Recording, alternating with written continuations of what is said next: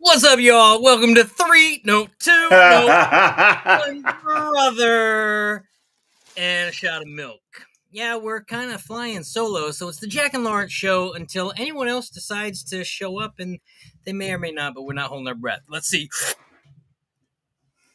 I'm Nope. In the meantime, gonna turn on the light while you hold your breath. we'll be talking comic books, video games, movies, TV show, anime, maybe toys, and so much more. I'm Jack Walker Pearson. We got Lawrence, Saint, Victor, and that's what we got today. So, Lawrence, man, how's your week been? Yo, man, my week has been good. I tried watching Jujutsu Kaisen. Yeah, Have you watched it? no. I only watched the first episode, but it's kind of that formula for I've me. got a That cat just walked into the room. What's up, cat? What's the cat's name? Bandito. Okay, hello, Bendito. It's all right. It's like a young guy has powers and has to. I assume level up as most animes are. I'm gonna watch it because Rich said it was dope. But what is fire is an anime called The Witch and the Beast. That joint is sick. Cat's on the table. Keep talking. I'm listening. Now there's just one brother. We're going What off do to you a got, great brother? start. It doesn't matter. Y'all are all watching the Super Bowl right now anyway. So Oh, that's true. It is Super Bowl Sunday. it is. Cat's out. The Witch and the Beast, Jack. Yeah. Sick anime. I highly recommend it. You haven't started watching Solo Leveling, have you? I was about to, but then it felt like that same kind of young guy gets powers and has to level it up. My friend in New York has been really harassing me about watching it, so I I need heard to. it's really good. I think Rich talked about it last week. Did he? Somebody at work talked about it. But it felt like that same type of thing. The formula felt similar. Whereas The Witch and the Beast is a little different. All right, Witch and the Beast? The Witch and the Beast. This guy who's like a mage and this girl who's kind of like beastly pretty much hunt witches. And each episode is like a different case, or sometimes 2 episodes a different case. And it's freaking bloody. It's gruesome. And it feels different. All right, I wrote it down. I'll check it out. What else? You're not going to watch it. I am going to watch it. I always check it out. What else? I watched the first episode of True Detective, season 4. Were the other ones that supernatural feeling? No, none of them. No, they dealt with kind of time. Well, the first one had an odd eeriness. It was eerie, but it wasn't like supernatural. No, this is. That's why I said it's kind of like it's like an Irish ghost story almost. Is it a departure? Or it still feels like I only saw parts of season 1 when it first came out. I tell you, you haven't even watched all of season 1? I watched most of it. I think that's when Walking Dead was kicking, right? I think I was deciding. Yeah. Season 4, True Detective. It's a departure in the sense of seasons 1 and 3 really deal with. They jump through time. Yeah, back and forth, back and forth. You have 3 timelines running at the same time. But season 4 is narratively the most like season 1. It's dark, it's gritty. It's not as slow pace as season 1. I think it might actually be my favorite of the 4 seasons. It's interesting. I was listening to Matthew McConaughey talk about season 1. And he says unbiasedly, I think season 1's the best because of the Woody Harrelson character. Oh, Woody's incredible. But he represents the audience, like somebody that's in the story going, "What the hell's going on? And why you guys acting so weird?" And he's like, in the other seasons, you don't have someone that represents the audience going, "Y'all see, this is crazy, right?" Yeah. And we don't. I guess the son. I'm only on episode 1, but I guess the son kind of represents the audience a little bit. No. I mean, he's naive, so he's kind of learning. Like we are, right? Or no? Yeah. Watch it. If you're into that kind of content, I am. This is like good crime solving the mystery content with an element of supernatural. Nah, I'm digging it. I'm digging it. Even if this is content I wouldn't dig somewhere else, I dig most HBO Oh, content. and the performances are great. Oh yeah, and the woman who plays I guess the state trooper, Where did she come she's from? a fighter. She's like a boxer. Dude, she's sick. She's like Like, talk she's a about fighter. captivating. She's I know. captivating, dude. You just sit there going, this, Before she spoke, I was like, she got texture. "Who Yeah, is she's she? cool. She's cool. Who is She's mad she?" cool. The content is cool. And it's so grounded. It allows like Jodie Foster to not have to like hold the world together. She's kind of like this. She's grounded but not grounded. She's floaty but not floaty. It's like Her character is kind of like, also written interesting. Like, she's a perv. She's a oh, I didn't nympho. get there yet. Oh, yeah, well. Well, that's my week. How was your week? Well, I'm still in Texas, as you can tell. Yeah. Week's been going good, though. It's been a good week. I'm caught up on True Detective. Mhm. Other than that, I haven't had much to do. I've been sifting through a lot of baseball cards. I've been microwaving baseball cards this week. Microwaving baseball cards. Is that Yes, why? Is that why Connie Alaska? What's going on? Is that why she's laughing? Because you've been. maybe it could be. Oh, she's talking about True Detective. A True Detective is great. Oh yeah. No, I've been microwaving baseball cards. So sometimes, if baseball cards, if they're a certain kind of print, so they're like a glossy finish. If Mm-hmm. those cards aren't in the right weather conditions, they can do what's called bricking. So they brick together. So you have like, a whole series of cards, but they will literally just glue together into one giant brick. And so I've been going through these 1993 Upper Deck baseball cards, which they're cool because Derek Jeter's rookie card's in it. I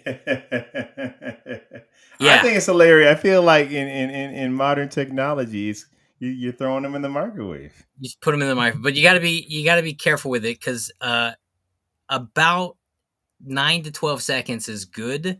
15, you can start warping the cards. So you get them just kind of loose enough where they peel They, apart easily. Cards are graded in 4 ways. So they look at the edges, the corners, the surface, and the center of the image. can you really keep the So, card's integrity after microwaving it enough to yes, get?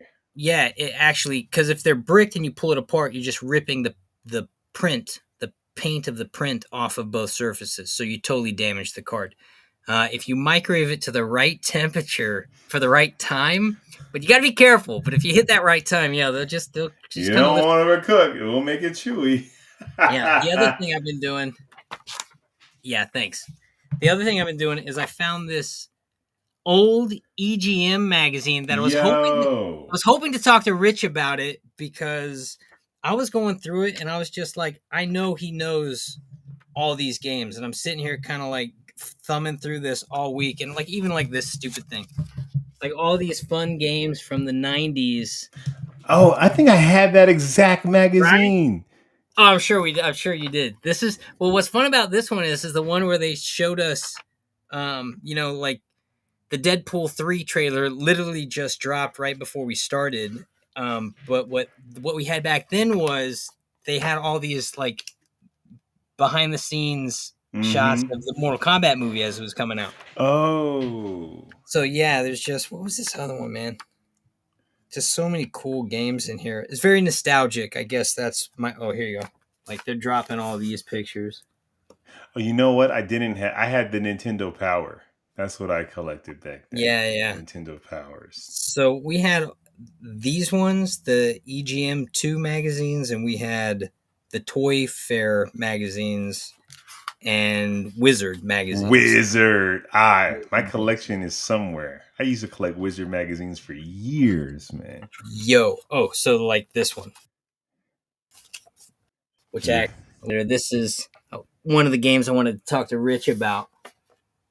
Lunar the Silver Star was one of my favorite games coming up.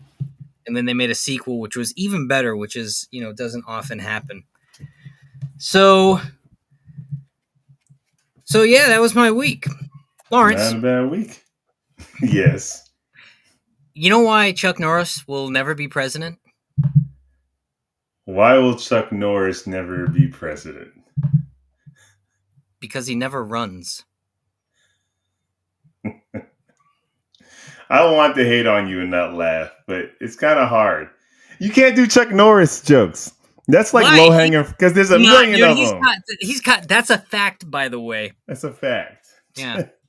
Did you know? Chuck Norris has been to Mars. I did not know that. That's why there's no sign of life. You can't. No, that's cheating. Chuck Norris jokes are cheating. All right, here's a superhero one for you. Do you know why Superman crossed the road? Why? Because the chicken flew away with his cape. Now that's the amount of corniness that doesn't get laughs, and that's what I'm looking for. Well, on that news, let's leave this segment, head on down the corner, take a quick stop at the stoplight because we're observing all traffic signals, and we're going to find ourselves at the Collector's Corner. It's show and tell time. That's a lot of laughing smiley faces. Here at the Collector's Corner, we're taking toys out of the toy chest, video games out of the vaults, comic books off the shelves, and we're showing them to the rest of the world. They could be worth millions of dollars, or in Chris's case, non-existent because he's not here. He's probably at the Super Bowl party talking about family house. That's right. It's the Super Bowl. That's why we're playing for a crowd of one today. Boom. No, we have at least 5. Have we got 5? We had 7. Yo, we're killing it. He started making fun of them when 2 left. Since we have an interesting debate today, so I pulled out this giant book right here, which is my nice DC Comics Bronze Age book. Yes. The Bronze Age, which is 1970 to 1984, which is honestly, I don't have any of these comics. Like I have my dad's old comics, which would have been. You don't have anything pre-1984? I don't have anything after 1970 and before the crisis. Whatever this Bronze Age is, I don't really have those 1970s. Clark is now a on-air journalist. He works at some other, they change a lot of stuff there. I don't have, and he wears glasses and hypnotizes people's faces. That's how they don't I don't have a lot of 1970s. That is true. But this is dope. This is pretty dope. And it kind of brings you through. I have a lot of Golden Age and Silver Age. That's good Neil Adams, a lot of artwork. It is. That's when the comic I want to get from that era is a lot of the Batman, the Batman stuff in the Bronze Age was amazing. That's when we got our first Jon Stewart was around that time. Was it? Wait, was he 86? No. Jon Stewart, my guy. That's what I'm talking about. Yeah, that's when he's in there. So that's Neil Adams was doing all that kind of stuff. And he says, "These aren't my threads James Brown would wear." And he said, "These aren't any threads James Brown would wear, but they beat my usual Salvation Army special." Oh, you gotta love the 70s. Boy. You gotta love the 70s. But I specifically remembering a lot of the Batman comics. I think it was Detective Comics, not Batman, got dark. That's when they kind of got back to doing darker stories, which got into the 80s and stuff. But yeah, man, the Bronze Age. Oh, and that's the famous Muhammad Ali versus Superman. Dude, I want to get that one. I like the toy Chris has of that. Yeah, that's a good toy. That's a dope toy. Well, I'll say this. Since we're flying solo, the two of us, sis, if you're watching this, if you want to come in and show off some of your Sailor Moon cards, bring your you can make it a guest star. In the meantime, since I don't really have any of my stuff here, I was gifted this today by Oscar, my brother from another mother brother, and he gave it to me, as most people tend to give me Superman memorabilia. What is it? Okay. Great question. Because I can't It tell hooks what it in your is. car and it hugs your phone. Oh, wow. Yeah. And so it's kind of like this dope. I mean, it's just super cute. It's very cute, but it also looks really good. It looks great. So I got that today. I was very excited about it, and it made me laugh because so many people go, "Why do you have so much Superman stuff?" And I'm like, "Because people just keep giving it to me." So, That's so what you now try. I They got know one you more. like it. Yeah. And then the other thing I'm showing off today is this. This was ours, but it's my sister's now. This is our Lunar 2 Eternal Moon, and we got the collector's edition set back when we were a kid, which came with the Silver Star. I think it came with Silver Star. At least it came with the Silver Star book, which is part 1, and then Eternal Blue was part 2. And this game was sick, dude. We just played forever. Do you still have a working PlayStation? Can you pop that in somewhere? My brother has the working PlayStation. PlayStation 1. I have a PlayStation 1 in California, actually. My brother has all the... You have a PlayStation 1? Yeah. And it still works? Yeah. So, like, this game was sick. We played it for hours. My sister, Shannon, come on in. Hey, we got a guest. We got a guest today. Hey, it's my sister. Lawrence. Grab your book. I wish I had a soundboard. I would give the whole applause. Oh, yeah, thing. we got no sounds I today. seriously love your guys' podcast. It's so awesome. Okay, look, he's in there. All right, so I won't go through this book. This book is all her like DC and Marvel. Yo, what years? What you got to give me the eras that's in that book. 80s and 90s. Mostly 90s. Mostly 9, yes. But let's show them some of her Sailor Moon collection. This whole book. Oh, Jack, I'm messing up this whole thing. Hold on. This is what's supposed to happen. Let me give you the big screen. Oh, now yeah, right. We can see. So this whole book is her Sailor Moon, and there's so many of them. Oh wait, hold those for a second. Nice stickers. All right, so they don't fall out. Let me show you what I was going through yesterday. I was kind of price checking. Yo, they're in such. You keep your stuff up really, really good. She's not pulling a Chris. So she has. These are like they're kind of like. They're playing cards. They're kind of like a game. They're kind of like magic cards. Is kind of what they're like. And she's the whole set or just that page? No. She got basically the whole set here. I may have the whole set. I may not. And I was price checking some of them, and some people online are just idiots. I mean, they're idiots. They're like top notch, just kind of. Give me a price. What's the highest price you saw? No. Oh, yeah, okay, but this is what I'm talking about. Like, people are jerks. So let me see if I can find the card I was looking at. I think it was one of the first ones. Like this. No. Okay, well, this is an example of it. So this is the shiny one. She's got one that's not chromed out, and they were selling it for $10,000. But you can also find it for like $2. So wait, what? Wait. That's what I'm talking about. Like Explain. eBay is like it's a bunch of. There's a word for it. I'm struggling not to say it right now, but they're those people on eBay. But I think this whole collection, and she's got everything, man. I think this book could easily sell after kind of like legit price checking some of the stuff she's got in this. Probably $5,000. Shannon, would you ever sell your collection? Show it. Sell it. Would you ever sell it? No, when I die, somebody can take over it. And that's the funny thing about a real collection. You got it because you love it, and you took care of it because you cared about it. And then you find out you can sell it for $100,000, and then you're off to the races. then I might sell it. All right, get out of here. Go. Goodbye. Love you guys. Thanks for the cameo. Thanks, Shannon. Thank you for having me. Love your show. So that's kind of what I've been doing this week, is just rummaging through her collection. Well, you got to switch us back. I don't like this. So I've been rummaging through her collection because I don't have much to do here, really. This is going through other people's stuff. It's San Antonio, man. San Antonio is a sleepy little town with a lot of really polite folk. Get some good barbecue. You know, I haven't actually had barbecue since I've been here, but I have had some Mexican food because California Mexican food is okay. New York doesn't have Mexican food at all, but Texas New York, Texas Tex-Mex is such a special thing. So I have had that.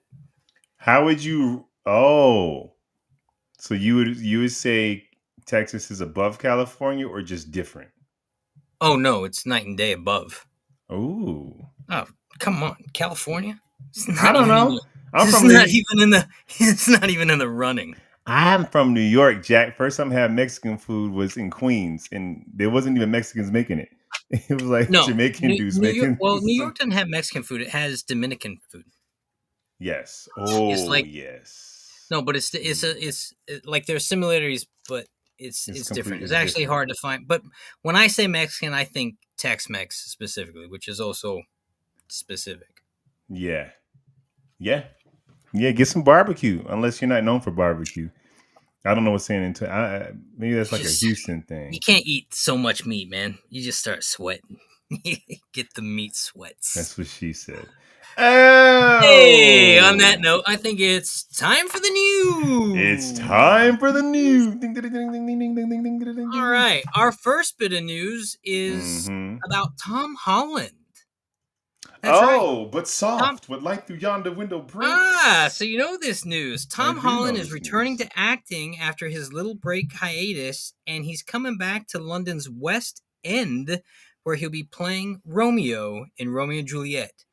It's his first time working on Shakespeare. What's interesting about Tom Holland is like you assume just because they're British, they've had this crazy training. Tom Holland has come out and said, I'm not classically trained. I learned on set. He danced. He was a dancer, right?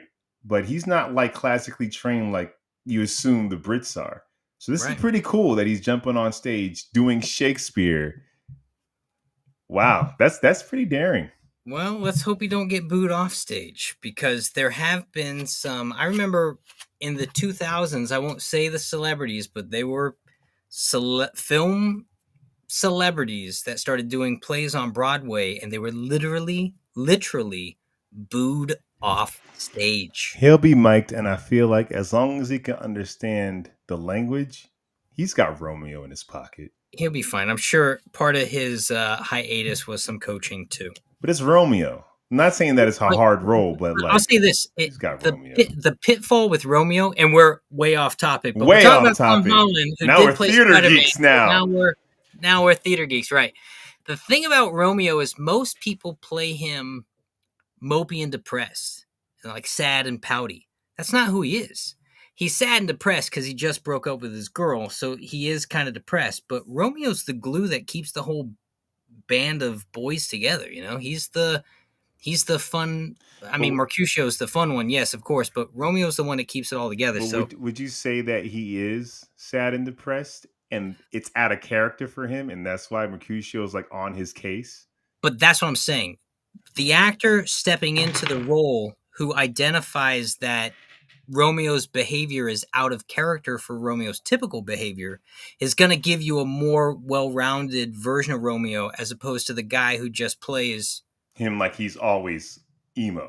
It's so boring. He's only emo because he just got broken up with. And the second he sees Juliet, he ain't emo no more. Right. Teenagers, Our next bit of news is about Argyle. I don't know about it. I haven't seen it yet. I need to see it. Do I need to see it? Well, I'll tell you, it opened on the 2nd to an underwhelming $18 million box office opening.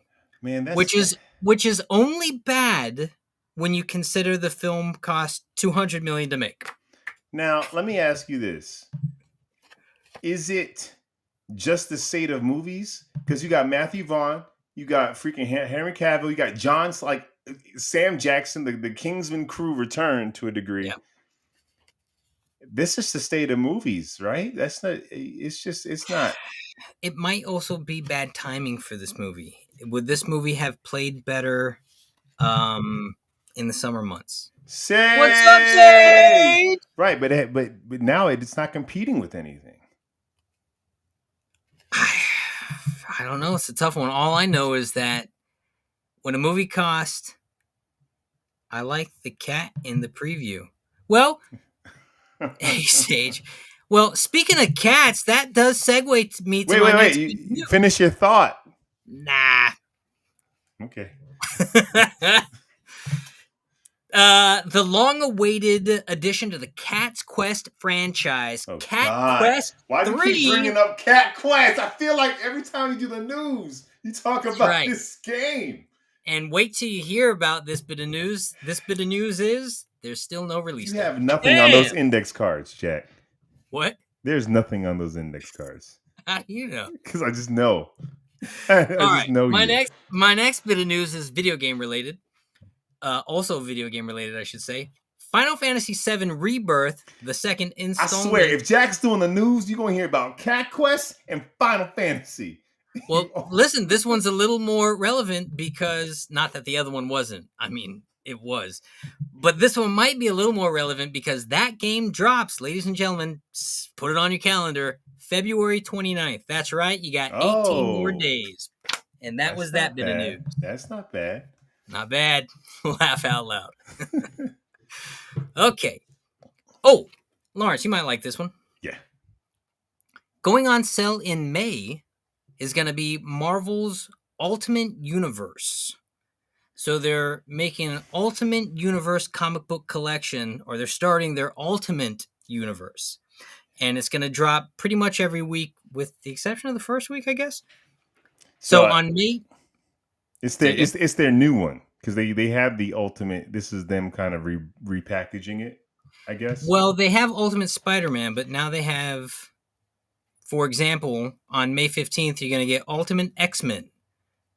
They had that before, like 15 years ago, and then coming back with a vengeance. So the Ultimate X-Men is written by Peach Momoko, who we love her. She wrote it.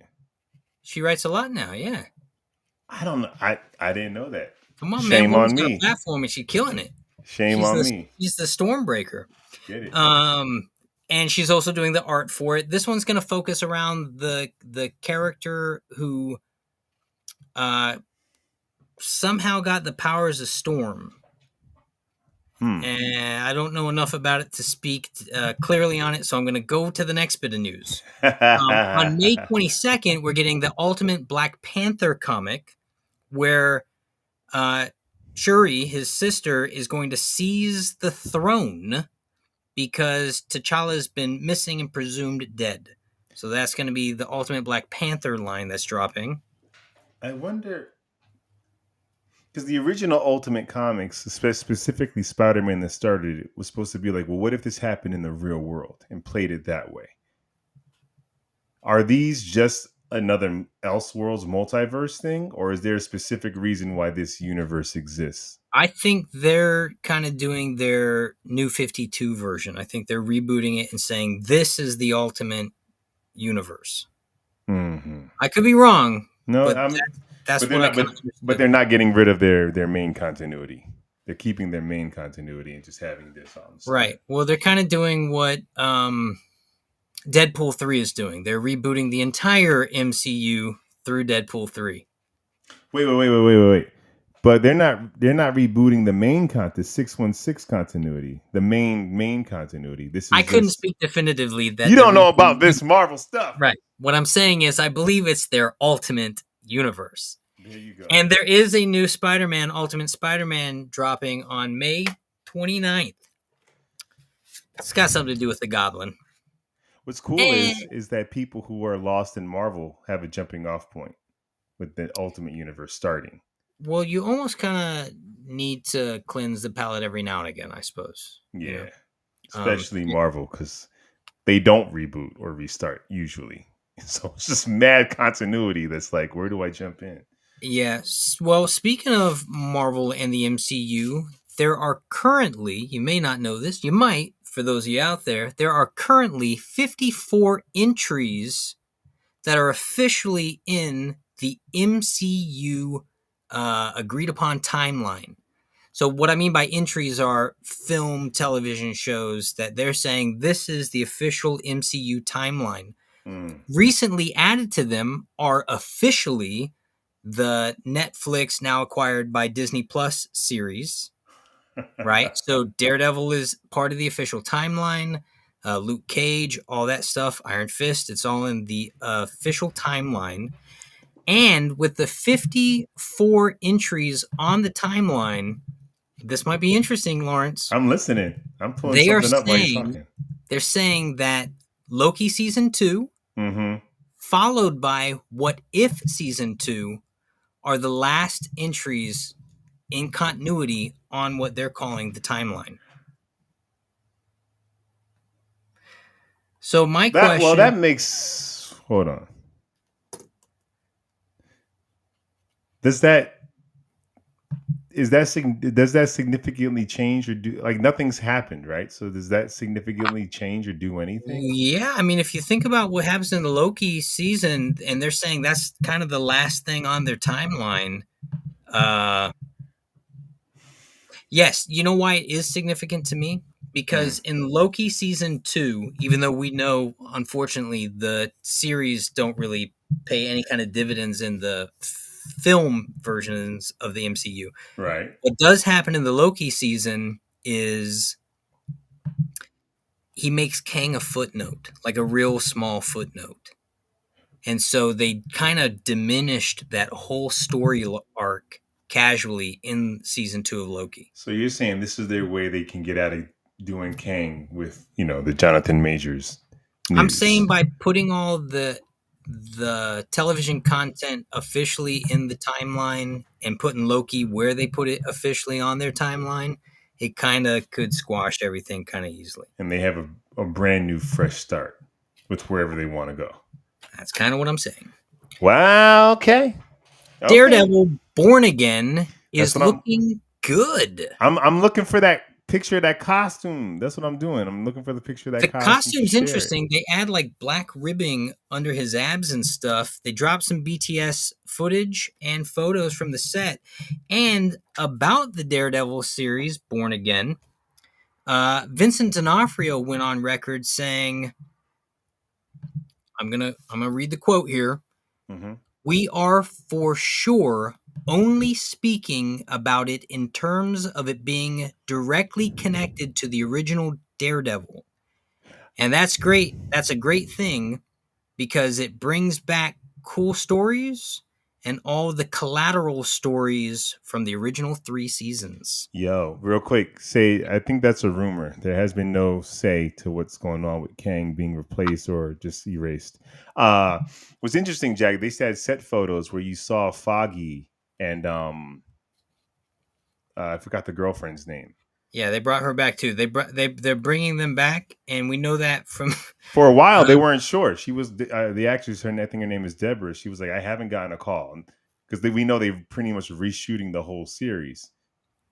Right. Well, yeah, because I think so. They were making it a courtroom drama, and I think they were like a Disney courtroom drama, which is also weird. But I think also they were piggybacking off of the Daredevil that was in She-Hulk with loose. But now they're like, this is actually a direct sequel. So rewriting that. Let me show you a picture of his costume. Let me show the people.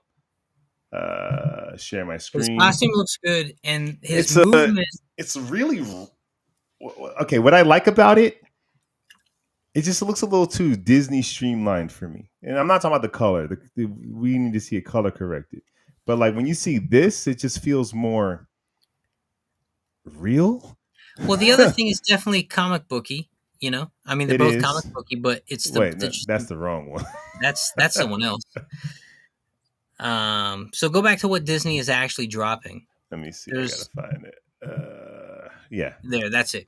So so you can see they're kind of trying to loosely define his abs. You don't see the D at all on his chest, though. There is. He don't got a D on his chest.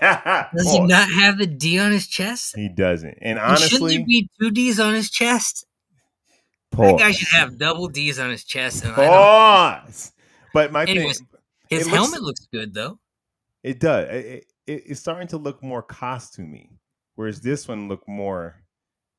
I do like the plates on it more, but I do think it could be. It is a natural progression, and I don't think it's going to be this bright red once we see it on screen. Bullseye's costume looks weird. Yeah. But well, we've also seen some of his movement, and we know it's gonna emulate the comics a little more. We're gonna see him doing some more fantastical moves and aerial acrobatic stuff.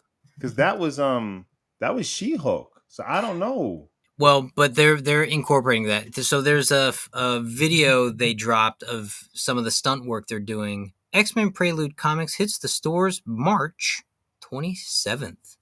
So this is like before. Check that out. Before they were X-Men. So. Prelude typically. But before suggest that. But before like Xavier or before. There's a lot of befores that can happen. I'm not sure. I'm curious.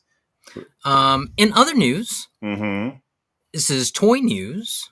Oh, I love toys. Yeah, I try to find a little bit for everybody. Hasbro has just revealed its Ahsoka E-Wing along with KE4N4 as part of their vintage collection line. Part of their vintage collection line. It's very retro look. And in other toy news, hey Rich, this one's for you. Pre-order your father and son Invincible Funko Pop now. I saw them gone on sale. I'm talking about Pop number 1503, and it is brutal. It looks good, dude. Good looking Pop. It's disturbing to see the Funko Pop in that kind of state. I feel like if you're a Funko Pop collector, you kind of have to get, and you like comics. And you like Invincible? Like, what are we doing? That's what I'm saying. Rich, 150. What I say? I threw it. 1503, 1508. It wasn't on the card anyway. It doesn't matter. I threw it when I threw it. I'm thinking I might even try to pick that one up. It's just that cool. It is pretty cool. So Deadpool 3, the title a day ago when I made this news thing, Deadpool 3, the title was rumored to be Deadpool and Friend. And that's only mostly true. It's called Deadpool and Wolverine. And the trailer just dropped right before we jumped on. 2 seconds ago. And it's fun. Well, what's really interesting about this trailer, Jack, is we straight up get the TVA. So we get the TVA. And you just said... With an entirely different cast of TVA, though. We don't know what... Fair. But you just said that the last projects on the MCU timeline... That's true. ...is the TVA. That's true. It makes sense for Deadpool. Now, if Deadpool's going to open the door and obliterate and reboot whatever... And you're telling me the last thing we see is the TVA as far as like timeline continuity. And he's jumping into the X-Men universe. Dude, but also like saying X-Men. Marvel. And yeah, like I'm surprised they didn't get Owen Wilson for that role. Although I love that. The dude that's playing is the guy from freaking Succession. But that's why I'm saying it's only loosely. It's a TVA set. We don't know how much of the TVA or what TVA this is. Because the TVA can live at any point in time. They can still live in any point in time. This could be the TVA of like 80 years ago, jumping into the present time, grabbing Deadpool. I guess that's interesting because when you think about the TVA, you think of them being in all and no timelines simultaneously.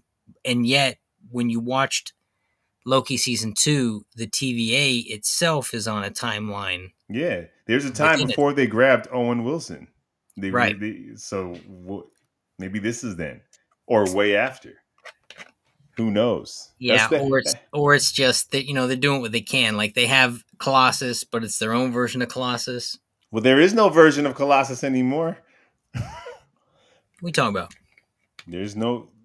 The X-Men movies are like a non-continuity thing. They're not part of this. Yeah. So yeah. I guess that's so true. I guess this now is the MCU Colossus officially. What's the problem with the multiverse? It creates more problems than answers. And you get too many get out of jail free cards. You can kill whatever character you want. It's all Deus Ex Machina anytime you need it. It's a big, but the trailer, Jack, it looks sick. Ryan Reynolds is sick. And I love the fact that out of all the heroes they could have chose, they chose Deadpool to save, I guess, the multiverse. No, we know that trailer is clickbait, and that's not what this show is going to be about. I wish we could have saw Wolverine because we already saw all the pictures of in the world. We've already seen yeah. And this thing's been pushed back how many times? They did that on purpose. Show me you see his back for like 3 seconds. His claws pop out in the shadows, which is shadows, yeah. Like guys, we saw the pictures. Real quick, some trailers we can't really talk about because they debuted while we're talking. But Wicked has his first trailer. And that looks pretty cool. I'm just looking at pictures. Is that Ariana Grande playing the Good Witch? And I forgot the woman's name, but she's a beast. She played the fairy godmother in that Pinocchio movie. You know what's happening right now, Lawrence? The Super Bowl. I know. They're dropping all their trailers. They're dropping, yes. And we got the Kingdom of the Planet of the Apes. And you know who was playing during the halftime show? Usher, man. Yeah, that's right. But you know who's in the stands? Taylor Swift, Jack. Oh, that's right. She's bigger than the Super Bowl. Sage, am I right? Ain't Taylor Swift bigger than the Super Bowl? But yeah. One more bit of news. James Gunn has confirmed that the Superman film project is still in development. Sage? She is, because she's talking about Taylor Swift. Kanye Lash is like, you are correct. It's still in development. Well, they're shooting it. They're not done shooting it. Have they started shooting it? No. James Gunn has confirmed that the J.J. Abrams... I'm going to keep that up for a while, if that's okay with you, Jack. Not again. Come on, man. I'm sorry. Listen, James Gunn has confirmed that the J.J. Abrams Superman project is still in development. Was that Michael B. Jordan? However, it has been said that Abrams is not being considered to direct this film, as it will feature our first black Superman, and they want to find a black director to prevent the film from being tone deaf. Hey, some would say that's pandering. I say that's a wise decision. And that was the last bit of news. That was the news. All right, Lawrence, buckle up, because you and I are going to go 12 rounds toe-to-toe right now, buddy. It's time for debate. Let's get ready to rumble. All right, so today's debate is it time for a new era of comic books? And what I mean by that is it time to redefine the current eras of comic books. So here's a little history lesson for those listening. Not to bore you, but this is geek content, so buckle up or back out. Or go watch the Super Bowl like a jerk. Nah, but make sure you like, comment, and subscribe first. All right, so we currently have 4 ages of comic books. Eras of comic books, I should say. The Golden Era, which is from 1938 to 1956, 18 years. We have the Silver Age of comic books from 1956 to 1970, 14 years. And we have the Bronze Age from 1970 to 1985, which was 15 years. And then everything after 1985, is the last 39 years of comic book history is called the Modern Era. So my question is, Lawrence, if you could take that 39 eras where people just stopped giving a crap break it up and recategorize it as other comic book errors, how would you break it up and what would you call them? It's very interesting, because I'm mainly a DC head, so a lot of this is coming from my DC Comics mind. Um, and it's hard to say you don't think about DC Comics, especially when you think about Silver Age, as far as Mhm. things that are still around today. Well, Superman started the Gold Age. That's what I'm saying. So it's tough because I think a lot of the stuff that happened in that 1985, almost to 2000, is kind of one era almost. It's kind What would of you? one era, and I would call that probably the Platinum era. Platinum. Because everything was covered in chrome. Right? Or I was thinking about diamond, but I feel like no. You got Platinum's platinum. right. And so But 2000 you would go all the way up to 2000. because I don't recall the comics, at least the comics kind of maintained their tone and evolved and kind of not didn't stay the same, but it wasn't like a drastic change like the 70s or the 60s or the 50s or the 40s. It kind of like became a little bit more grounded, a little bit more gritty. Things got real extreme. And we kind of rode that tail for a while. Right? I feel like we stayed on that for a while and it evolved. But if you pick up a Superman comic from 1988 and picked up one from like 1998, it's going to feel different, but I don't think it's going to feel like a different era. Post crisis. So in my head, like 2000 and on is when I think the movies really started to affect the comics a bit. And then if you're thinking about DC in around 2012 ish, when the New 52 came, that changed the era in DC. So in my head, I would say Platinum is from Platinum would be 1985 to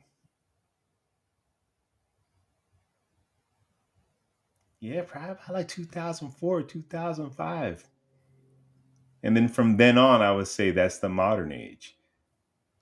Interesting. It's a big age, but like even though you look at Batman, like his tone didn't change. And when I think about Marvel doesn't change much at all because they don't ever reboot their stuff. What do you think? What do I think? Oh my gosh. Boy, I'm probably glad got you like asked. 6 different. You put in 6 eras. We didn't got enough metal. The Iron Age. I'm glad you asked that question, Oh Lawrence. my gosh! You've been Tell you what I think.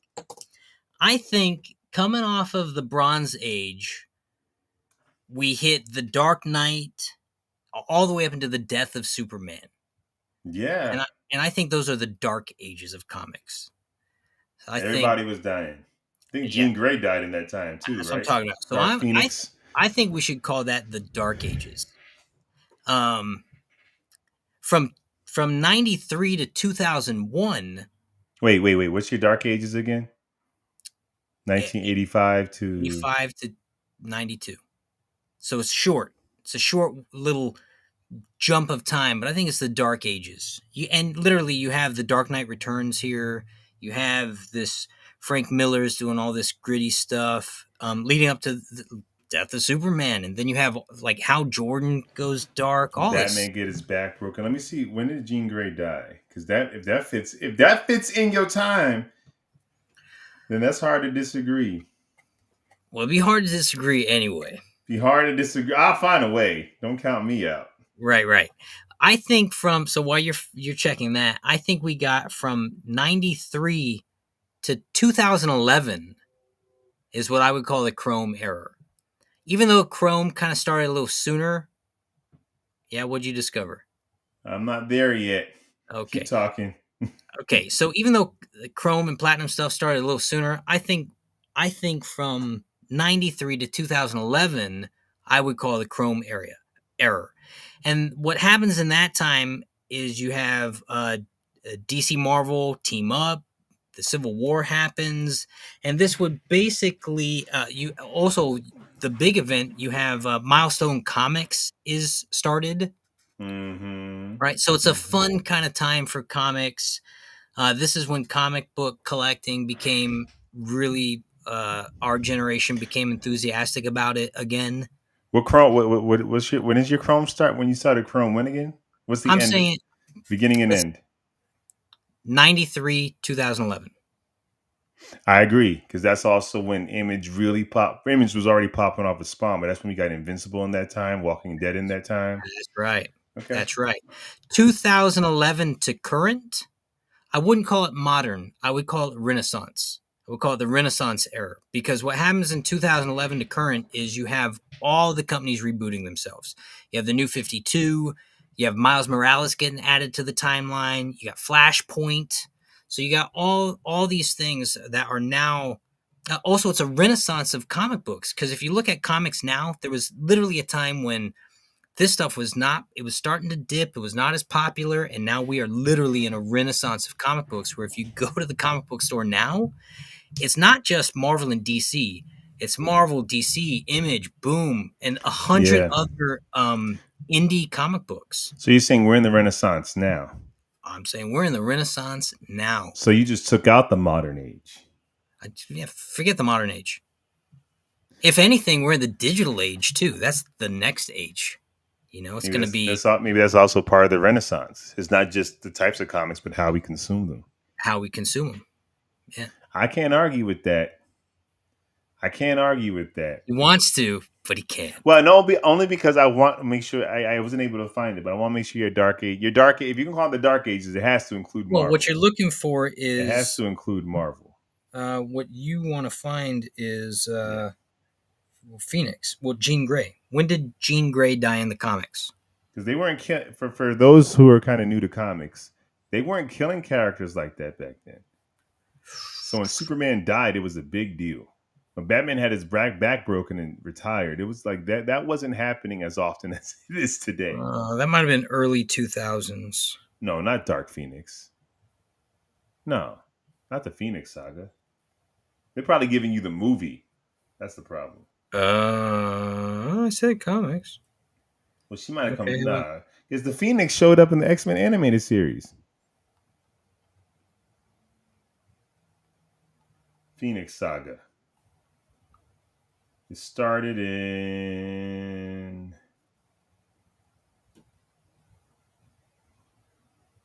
I mean, it started in 1980.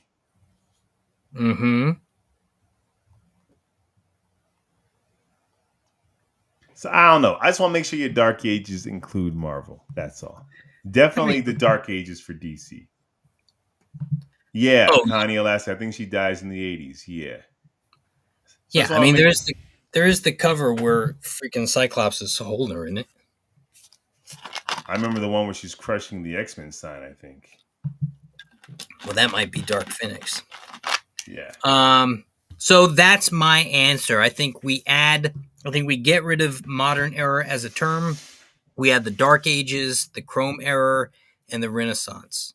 So let me, since we're on this, and it's not much of a debate because I won it, but I'm sorry, what?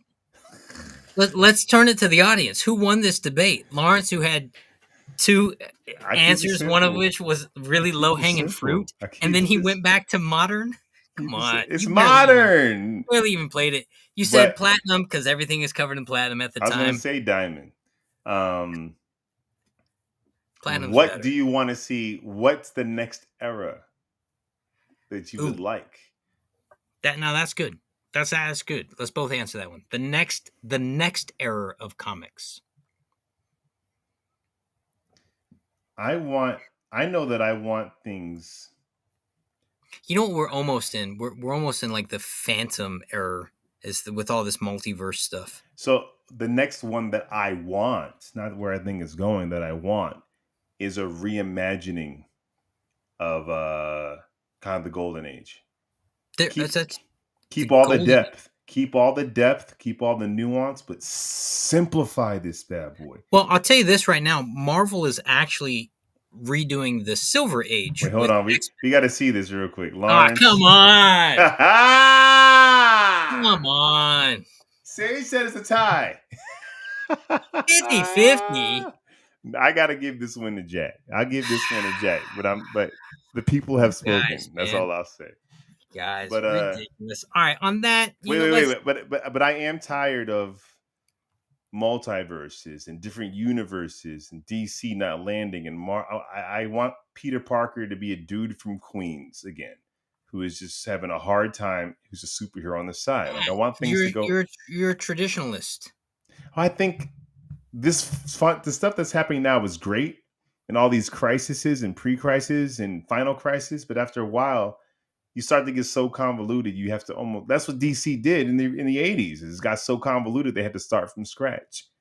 So I'm like, I want it to get simpler again, a simpler story, simpler stories from both companies. Well, there's a word there. There's a word there. Let me see if I can find. Oh, you stupid thing. Oh, the less is more error. No, but it's almost like it's a return to something. Like, it's a return to the status. No, Oscar said 49-51. Thank you, Oscar. No, I'm the 51. What are you talking about? And it's surprising that you're that close. You shouldn't be that close at all. Hey, it is what it is. There's a miscount. But like, for example, in the Bat family, right? Tim Drake is Robin. Damian Wayne is also Robin.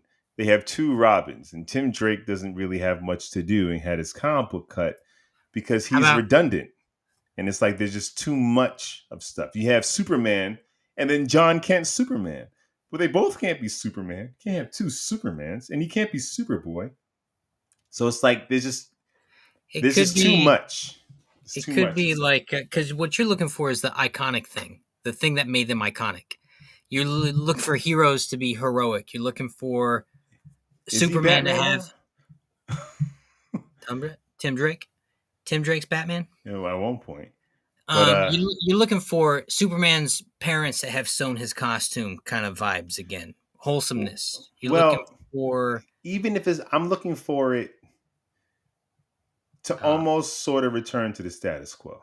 Like it doesn't have to be wholesome necessarily, but I feel like once you enter the multiverse, once we do all these reboots and Final Frontiers and not really knowing what holds, it starts to get messy. You know? It's like we have this massive super family. I've got it. You're looking for the divine error. That just sounds good. Yeah, it sounds good. The divine error. Yes. Yeah, yes. So let's step into that. Batman's a guy in a Batcave. He only has one Robin. You don't have like 30 sidekicks. It's too much. Gotham City's not that big, and it's still a mess. It's still a mess. So yeah, return to form. Yeah. All right. Well, good debate, Lawrence. Good debate. You almost stood your own, but the people have spoken. Now I think it's time to get to the reason why we're here. It's time for the main event. What is this picture you have up here? It's a picture of Miss Marvel, Captain Marvel, looking sure of herself. That's okay. Well, look, in all fairness, died in the 80s. With Jean Grey? Yeah, that's why I won the debate, because your Dark Ages don't cover Marvel. It does. I'll bet there's a lot of dark going on in that time frame. We'll come back to it. We'll circle back. So in lieu of talking about specific content today, we're going to talk a little broader. We're going to talk about the flops. Bombs and flops. Superhero films have been flopping. So let me read this. There have been a string of superhero movie flops. The Marvels, Blue Beetle, Shazam, Black Adam, Flash, Transformers, Dungeons and Dragons, kind of adjacent, Aquaman, Ant-Man, and I'm even adding Indiana Jones to the list because, he's superhero adjacent. Mission Impossible didn't do Mission as well Impossible. as they thought. And all these things have flopped. And we're talking like Argyle kind of flop. Like you got a $200, $300, $400 million film and you're making, fractions of it back so far. And this is just to name the things that have really kind of hit and flopped within the end of the last 6 months or so. The Marvel was fine. The Marvels was fine, and Dungeons and Dragon. Freaking yeah, it was fun, why but it why it why they flopped. call you a jerk? I'm not talking about whether it was good or bad. Yeah, we're I'm just talking talking about about the it flopped. numbers. We're talking about the numbers. Which actually, so the next thing I'm saying is, what I want to know is this a fair representation of the merit of the film, or do we think other factors are at play? And if it is a fair representation of the film or films, how do you think you could have made these movies better? I mean, there's so much to go on. There's so many flops Yeah. that for me, it's bigger than just the merit of the films. I feel like we're dealing with inflation. Gas prices at one point was like, at least in California, was like $7. So it's like, I saw gas prices $9 in some places. bro. So like going to the movies every weekend is just not in the cards for a lot of people. You're gonna bring your kids to see these are family movies. You bring in the whole family every weekend. You're Yeah. not going, and you know it's probably going to stream in a month and a half anyway. If you gotta even wait that long. So like, I feel that the pandemic and other things have changed the appetite of having to go out and get content, and Yeah. there's so much on TV. So I feel like none of the movies that came out, with the exception of 3, maybe The Flash, Indiana Jones, and Mission Impossible, had a anticipation built that should have had enough anticipation built in to do well. Those should have. But I mean, those ones definitely flopped hard. Those So let me flop. talk. So let me use Indiana Jones as an example as one of mine. I think what would have helped the film, well, what hurt some of these films is people were maybe timid coming into it, and then the review following its opening kept people from checking it out. And the problem with Yeah. like Indiana Jones is, the last time you had that, like, I wonder how well a movie like Beetlejuice is going to do, right? But a movie like Indiana Jones, that movie's made for our generation who came up with that. Right. The Flash did And have too much controversy. yeah, oh But boy, but to your point, when Beetlejuice comes out, they need to market that thing like there was never a part 1. right? Which Indiana is Jones was marketed like, well, you know, you like this, right? And it's like, look, yeah, only a small group of people remember this guy. there's a balance to be found because the Beetlejuice poster image I saw is him holding the ticket with the numbers, and it has the release date. But I guarantee you, Yeah, unless you know what the image is, you're not excited for that image. But what they're gonna see, this is what Indiana Jones used Harrison Ford and nostalgia, which is fine. I love Harrison Ford. But Beetlejuice 2 is not going to use Michael Keaton like that. They will, but they're going to use Jenna Ortega, Wednesday Addams. She's going to be all over the marketing material. Right. That's going to bring the new audience in. Indiana Jones didn't have what they tried before, like a Shia LaBeouf. They didn't have that new face to bring in the new generation. They just assumed everybody would want to go see this movie. But I think what would have fixed the content, though, is it's kind of like my problem with the third installment of the Christopher Nolan Dark Knight. The third one, you had this Batman who didn't want to be Batman. Right. And he was weak and bruised and he wanted to retire and was trying to retire. And I think that was the That's tone. What I'm saying, Connie. That's what I'm saying.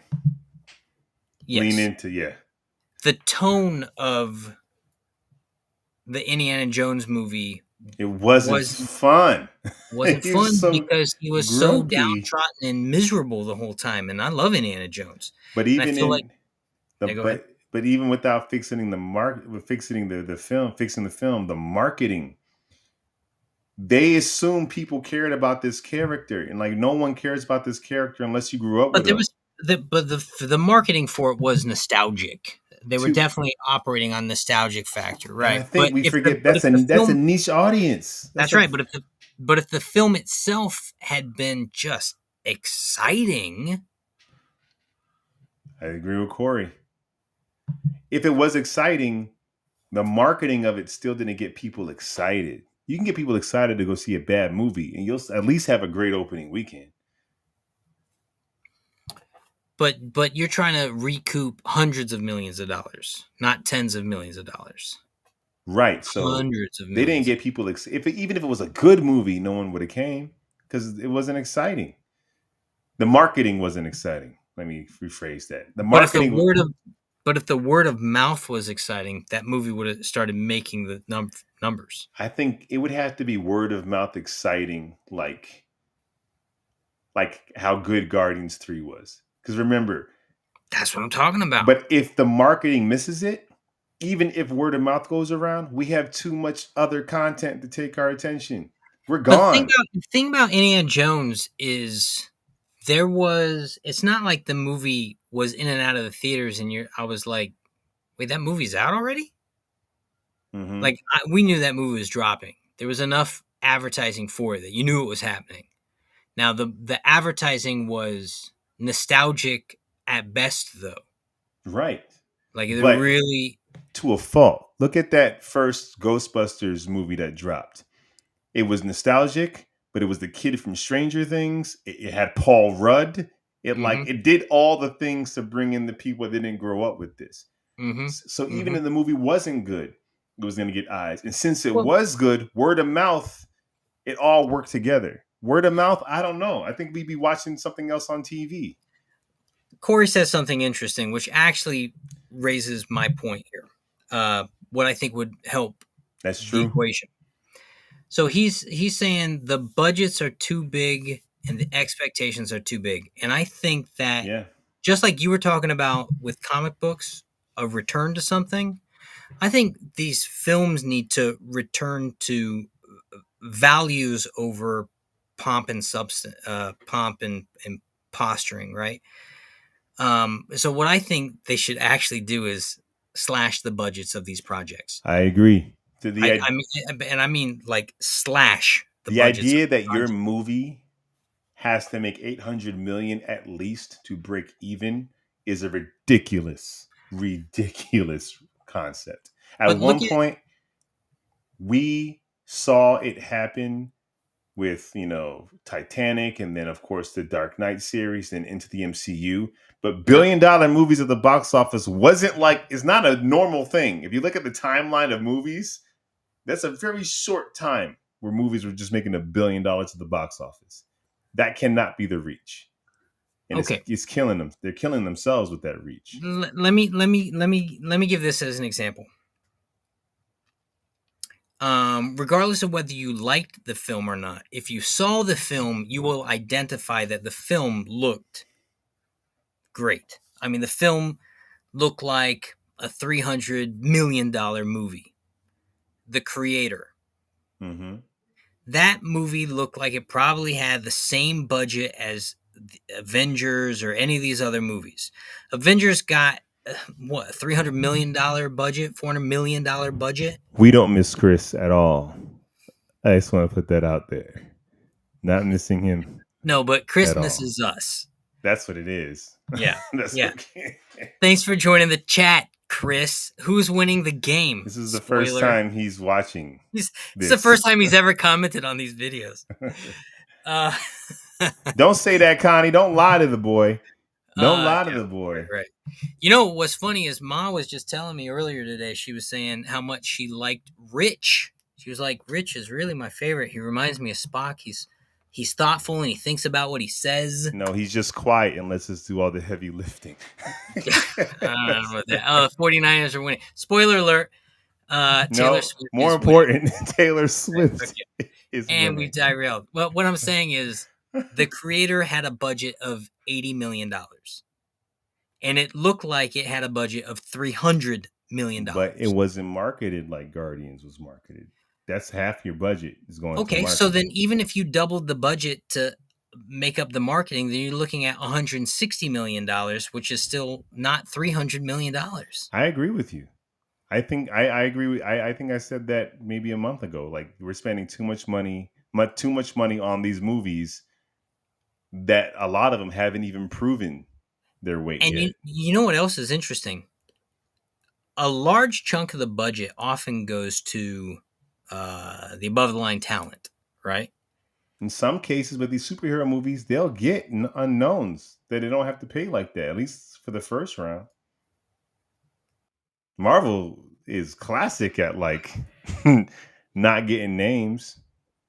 Same thing with not the superheroes. Superheroes they grab relatively unknown enough people. Now your Mission Impossible, you know where 20 million of that's going plus Well, the points. reason I think that movie did not do so well is because it's a 2-part film. And I think They that they they broke the narrative of that story in half, and so people are. It's kind of like Dune. Like I I think that wasn't movie. excited. The second I knew Dune was 2-part thing, I was like, I'm not I excited don't to see think this. I'll wait. honestly, I don't think people care about it. I don't think people care enough about it. I think they saw the trailers, saw all the behind the scenes stuff of this stunt, and then Mhm. saw the stunt on TV and was like, I don't need to go spend $30 to see something I just saw. Right. Um, Corey said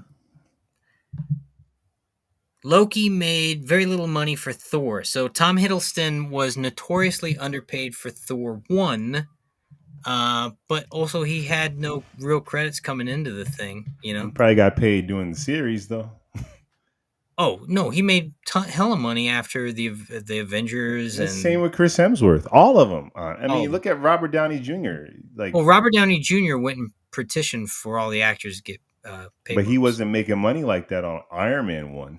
Not an Iron Man After one, that, but yeah, yeah. after that. So that's kind of the beast. Yeah, but he was still living. I think what Corey's getting at is he was still living in his, apartment. It's like a CW actor, though. You see all these CW stars, and you're like, oh, they must be killing it. And it's like, dude, maybe not though, because you're paying U.S. taxes, you're paying Canadian taxes, you're paying your publicist, your manager, your agent, So when the actors went on strike, and you're like, lawyer. "What are you striking for? You guys are rich," and it's like, not Dude, necessarily. our buddy Mac broke down what a U.S. actor working in Canada on one of these major shows, how much of the 100% of the money they're getting paid, how much they actually walk away with, and it was like 3%, 3 pennies on the 100 That's pennies. why you got to incorporate. I'll say that for a whole nother conversation. Yeah, whole other But conversation. So, but I think money's got so much to do with. but why are they flopping? That's the question. And he's right. Like the idea that they have to make $1 billion, you're kind of screwing yourself. But why are Well, they? I'll say this, but it goes back to money because the more money that goes into a project, that means more people are putting into the project, which means more people want to say in the Because project. yes, that's why if you look right now, horror films are doing extremely well, whether they're good or bad, because there's so little money put into it. The directors and the makers of it kind of get to do what they want to do. They don't have all these suits hoping like this is where our bonus comes from. This is Right. where we're going to be in the black. Yeah, Right. you're right. And you look at So Aquaman and how much that was changed and rewritten and changed and rewritten and same thing. I mean, too many yeah, chefs, man. Too many chefs spoil the broth. yep. And I think when I'm talking about scaling down the budget of these films, it means a smaller amount of people are at the helm of them, calling the shots on them. There's less oversight. There's less people to please. You know, um, you can focus. You have to focus more. You just have to focus more. And when you focus more, you end up walking away with usually a more concise story you want to tell. You can literally see when they all started chasing money because the pandemic happened. Theaters were closed. Everybody goes into a panic. The streaming wars start, and everyone's like, content, make content, content, make content, content on top of content. Disney Plus has a new platform, content, whether it makes sense, drop content. And they diluted themselves and cannibalized themselves. Now, I will say this for the general public, because some of these movies I feel like didn't deserve to flop. I also feel like this. I had a bad Shake Shack burger. Sorry, Shake Shack. I had a really bad Shake Shack burger. My wife got me Shake Shack. I wasn't feeling well, and it was gross. It was like the cheese was still cold. Like, it was terrible. And it put such a sour taste in my mouth. I didn't want any burgers from any chains on that level. No Five Guys, no Fat Burger. I didn't want any of it. And I feel like to the casual fan, they go into the Marvels or Blue Beetle or whatever and had a bad experience. Yeah. They just go, I don't want to watch a superhero movie anymore. Yeah. And it plays into these tickets cost $20 to see a film anyway. And it ain't even worth it. I'm going to go home and watch Invincible. I'll watch The Boys when it comes out. I'll watch Ahsoka. There's other things I can watch that I'm already paying for, instead of going into the movie theater and hearing these kids run around and people crunching popcorn in my ear. And I don't like the movie. Yeah, listen, man, the burger analogy is a really good one, too, because you get food poisoning one time from a restaurant, it'll put you off that restaurant for life. And maybe even food that is similar to that restaurant, right? Even if Outback didn't do it. Fridays got you sick, but you don't want none of them. You don't want Applebee's, you don't want Outback, you don't want Chili's. Wait, none so of them. Have we actually answered the question, though? Because I don't know. Are we kind of saying... For different reasons. The Flash failed because of bad publicity, and the star of the movie could not market the film. That was a huge hit. That movie, off of just Michael Keaton being in it. But the other thing that happened with that film is it kept getting pushed. And when a film gets pushed and pushed and pushed and pushed, a weird thing starts happening. I start caring less. Because I cared originally, and now I've got a little less, but I'm like, and a little less. The pandemic pushed it. I will, but come on. But that first trailer, we're geeks, so we're following the news. Regular people, they don't know it's pushed. They just see the trailer. It's coming out June. They're not tracking it like we are. But when that trailer dropped, and Michael Keaton being in that suit, and I know that's nostalgia. Come on. But nostalgia should have worked for our age and up. Yep. And Ezra should have worked for our age and down. But Ezra, in the controversy, jacked up the marketing for that film. So people were just saying, I'm never going to go see that because of that creep. Yeah. So that movie was dead on sight. Connie, the only reason I've not seen The Flash is because the main actors, and we're at a time now where we're very hip to what's going on behind the scenes, and people are actively making their choices known. I will not support that. No problem. I mean, it's what and arguably Flash wasn't a great movie, but I will say Flash had enough of the stuff in it to make its budget back. Oh, it yeah. had enough stuff in the movie. It's what Denzel said, man. Denzel was talking about how part of the problem with the industry now is there's less mystique. And people would go to these movies to meet the person, and now you're hanging out with them all the time, and their personal life is affecting your ability to engage in their art. True. And that's true. Well, it's not always true, like seeing Keanu Reeves be an outstanding guy, though he's not on social media. Is he on social media now? No, but he does interviews and pod. Well, I mean, I guess the thing is, be yourself and show yourself to the world. Unless you're a dickhead, then don't. Just hide that part of yourself and only let us see your. But Ezra had no choice because they got arrested. Like there was no hiding the darker parts. What did he say? What did Corey say? But not worth the sequel. Batwoman had mystique. Oh, Batgirl? Batwoman? Is he talking about the thing that HBO got squashed it? The Batgirl? Now, okay, since we're on that topic, because HBO, they had two streaming movies, right? Batgirl and Blue Beetle. They're both set to stream. New guy takes over and is like, I don't want to stream big movies. We're going to choose between the two, Blue Beetle or Batgirl. They chose Blue Beetle to go into theaters, and they axed Batgirl. I saw Blue Beetle a couple weeks ago. Mm-hmm. Not worth the flop. I'm not saying it was a game changer, but at a different point in time, that would have been all right. That would have been a great family superhero movie. Well, it was. It was an enjoyable watch. But it flopped. And I feel like that wasn't the merit of the film. No. The strike made it so the actors couldn't market it. That is Mhm. that is a thing. They should have chosen Batgirl. I don't know. Maybe. I don't know. Keaton didn't help the Flash, and if Batgirl truly sucked, he wasn't going to help Batgirl. And what was selling that film? Right, Keaton's involvement in it. That's the only thing, because the girl playing Batgirl was new. So Right. so she I mean, she might have had a following, and the fact that it's the Bat family, I would say, to me, I want to see the movie and I support the movie from a distance. But for a Bat related movie, which is their $1 billion franchise, anything Batman makes money, for them not to go with the Bat and go with Blue Beetle, to me tells me Something. how maybe not on the mark this movie was. Like, Sony's always going to choose a Spider-Man related thing because Spider-Man makes money. Even if it's Madam Web, it's going to anything Spider adjacent, we're doing it because it's Spider-Man.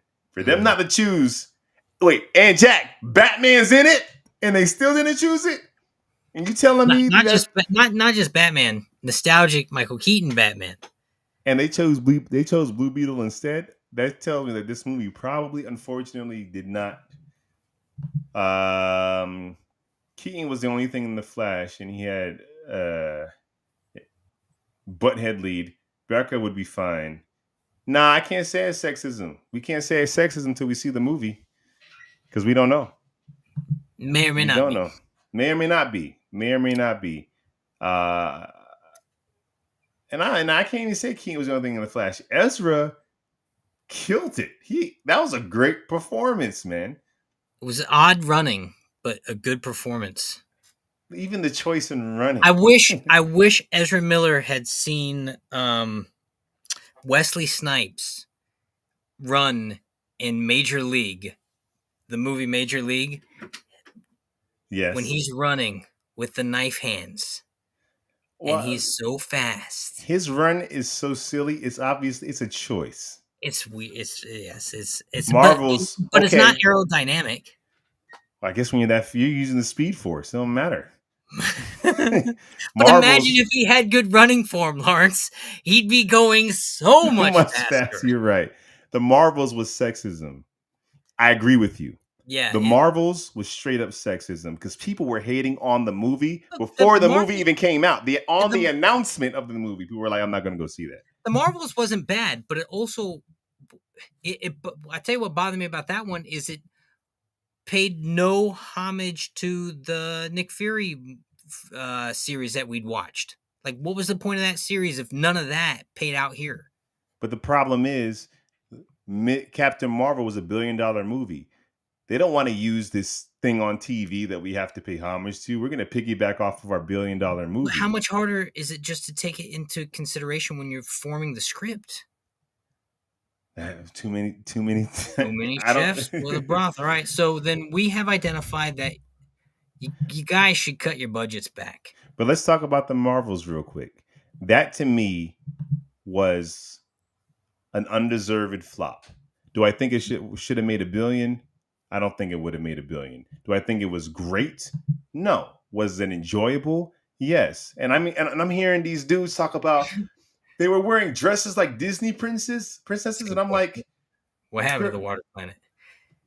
I know. Yeah, it's a good question. But it turned out okay. They put the water back. People were complaining about this movie specifically gearing itself towards young girls. I can't believe they had a scene where they were all looking like Disney princesses, and I'm like, so you tell me like 10-year-old or like 8-year-old girls can't enjoy this movie too?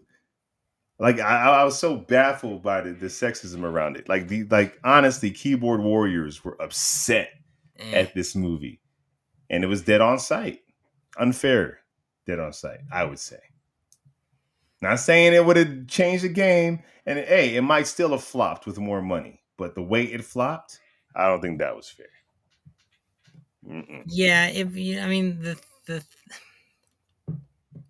I think the excitement around so much of this stuff is the flame is not burning as bright as it was is also part of the issue. You know what I mean? Yeah. And I'm about to say this. Marketing better than most. Unique relationships and cats aren't movie geared towards young men. It was a good. I will say this about the marketing of the Marvels. If you go back and watch the marketing of Captain Marvel, Marvel really was going, this is our first female superhero. Like it literally captured and seized the moment of every little girl that wanted to be a Wonder Woman. Mm-hmm. And this movie's marketing didn't do that at all. Mm-mm. The You're first right. the marketing was so like, well, what I hear you keep coming back to is marketing. for the Marvels, yes. And you Indiana mentioned it before, Jones, Indiana yes. Jones. I don't think marketing was Mission Impossible. I just feel like, No, I mean all of Tom Cruise Mission Impossible movie marketing is what's his stunt, right. and it So usually works. it didn't work this time. Listen, it brought me to the theaters. My problem with the film is if anyone asked me about it, I was honest. I'd say you could just wait till the next one comes out, watch Miss that one, and then go watch the Miss second one. Marvel is the X-Men tie-in, and they were afraid to touch it till the end. I honestly, I don't think they had made a decision on the X-Men yet. They were just doing tags. They just want to Multiverse lets them do whatever tag they want and say it doesn't and it matter. doesn't matter. I'll tell you about Mission Impossible. Uh-huh. I only saw it because we covered it. I would have waited probably, but I didn't feel like I needed to see it. I feel like I've seen it already. I'll tell you this though, I probably would have if I'd known at the time and we weren't covering it that Into the Spider-Verse Part 2 was a Part 1 of the second one, I might have just waited for the other one to come out. You're crazy. Well, we're talking about flops. Yeah, you're right. Because that was not a flop. No. But also the budget on that was way smaller. Budget or no budget, people showed up. And I think they showed up because when you saw the trailers of that movie, you were going on a road that you just, where are we going? I'd never been here before. Yeah. Mission Impossible 13 or whatever. They didn't show us anything new with Ethan. There's something I got to stop. He's probably going to stop it. Oh, he's definitely going to stop it. And at least with the last Mission Impossible movie, I feel like Henry Cavill sold the tickets. Because the trailer of him squaring up and doing, like, it looked like, holy crap, Ethan has a formidable opponent. I'm interested. This one, like, there was nothing drawing us in. Like, they didn't even give us, like, his formidable opponent. Like, Henry Cavill, like, pumped his fist in that bathroom, that sold all the tickets, bro. Yeah, you're kind of right. You know, the thing marketing. The thing about this last Mission Impossible movie, it had more of a James Bond villain feel. It felt more cerebral, more psychological. And the villain wasn't shown in the trailers. Like, there's nothing you weren't excited about his obstacle. So you just like, so what's the point? But if they would have gave, even with the actor they used, because he's a great actor. But it's almost like in these movies, you got to like Philip Seymour Hoffman. You got to almost stunt cast your villain. You know? Could you imagine? And I love Issa. You know, he's a great actor. Yeah. But if they cast, like, I won't even say a name, like the idea of Henry Cavill pumping his fist in a bathroom fight, looking like a beast. Well, and he's not even fighting Ethan in that scene, but you assume in the trailers he is, and you're like, I gotta see this. Superman versus Tom Cruise. It sold itself, Jack. Marketing. Hey, listen. All right, so you have identified that the marketing needs, but marketing's funny. Like, consider, I always think of like From Dusk Till Dawn as an interesting marketing thing. It was the best. Yeah, it was very good. From Dusk Till Dawn, there are trailers that dropped where if you watched the trailer, you'd have no idea that film is about vampires. Let me ask you one question, and I don't want to sound sexist. In each trailer was Salma Hayek on that on that catwalk. I don't remember that element. I'm pretty sure. Sure. I mean, it was set in like a brothel. It's low hanging fruit. That's a low hanging fruit trailer. And you got George Clooney in it, who at that time coming out of ER before Batman though. Before Batman and Robin, but after ER, that sweet spot, that sweet new spot, and then Tarantino, and the budget was probably like $5 million, maybe. Yeah, Yeah, but movies back then. It's a horror film too, even if like when you're looking at what else is on the list. Because so far we said marketing. What else is on the list? Well, we said marketing, we said budget. But what other I movies said is on the tone. list? Oh, what other movies? Yeah. All right. Well, Aquaman. Honestly, anything DC, I'm not It's hard saying because you're like, who cares? Because we know it's done. James Gunn came out and said we're done with these movies when they still have 4 movies left. So you're right. So but that would go with marketing too. That was a bad marketing strategy to Terrible. tell you that none of this is going to matter You in still a have year from now, Shazam, Blue Beetle, and Aquaman and we know none of before they it's going came to out. matter. So, and the problem with that is that means you're only watching the movie for the merit of the movie itself. And Blue Beetle's too new, and the actor from Cobra Kai is great, but not a lot of people know him. So he's kind of like that Ant-Man. We're in the day and age where everything has to connect. So he's kind of that Ant-Man. You're watching it because it's connected to something. And that's the way it was built. Blue Beetle was built to connect to something. Mm-hmm. Even though it can work independently, I think it kind of does. It's. But I think if they knew they were truly making a standalone, a true standalone, they probably would have taken more liberties with things. Instead of mentioning Batman, mentioning the Batcave, having to talk about Ted Kord the way they do, as if it's part of a bigger world. If it was true standalone, because they're sitting there trying to expand the world.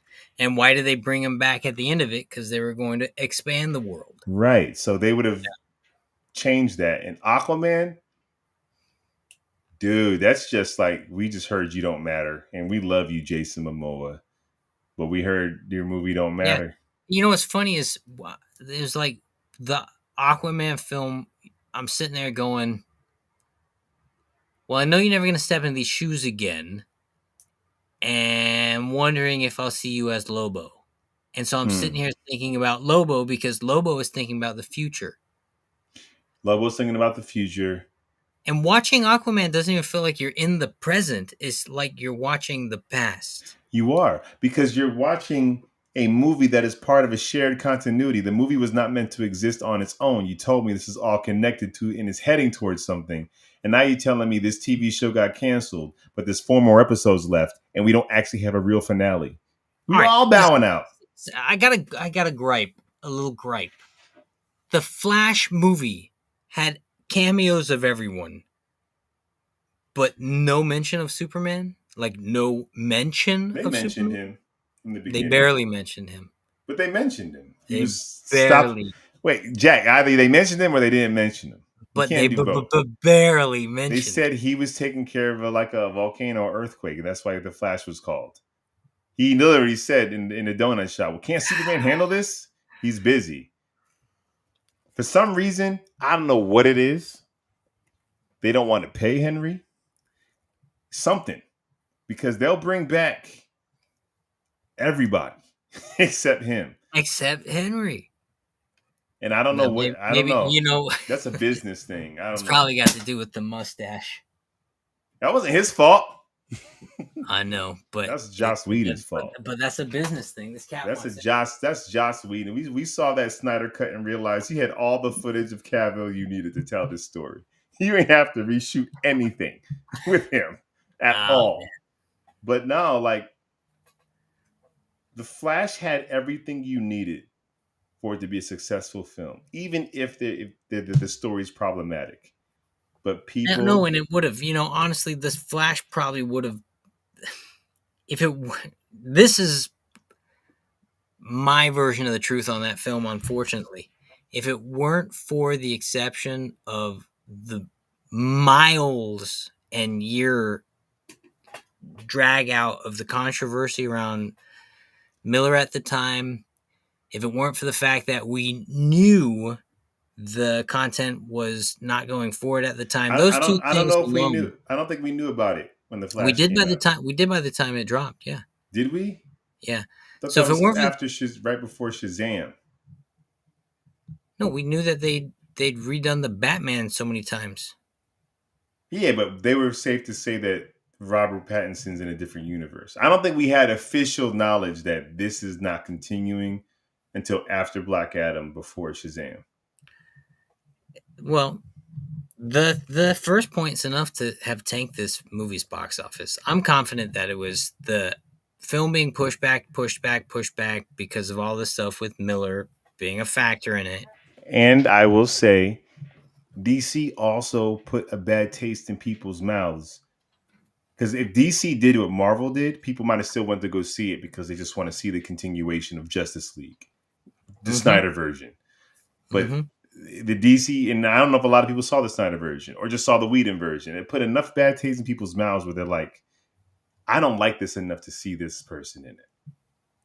If it Right. was Marvel, and this was like right after Age of Ultron going into Infinity War, and let's say when the actor did something bad, people would have been like, I still like this enough to go see it, even if he's in it. But it had, but that had so much momentum behind it at that point. And The Flash, talking about a multiverse story on some Flashpoint tip, should only exist because you have momentum in your universe. What's the point of undoing a universe if you have no momentum in said universe? But that was the other thing that was so weird about it. It's like you're literally doing the reboot story with nothing to reboot it to.